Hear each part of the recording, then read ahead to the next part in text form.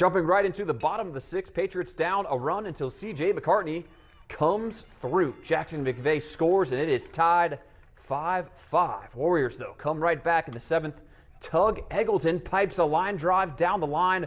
Ball hops over the fence, and Riverside takes the lead. They'd keep the rally going. Runner steals third. Throw from the catcher gets away into the outfield, and another run scores 8-5.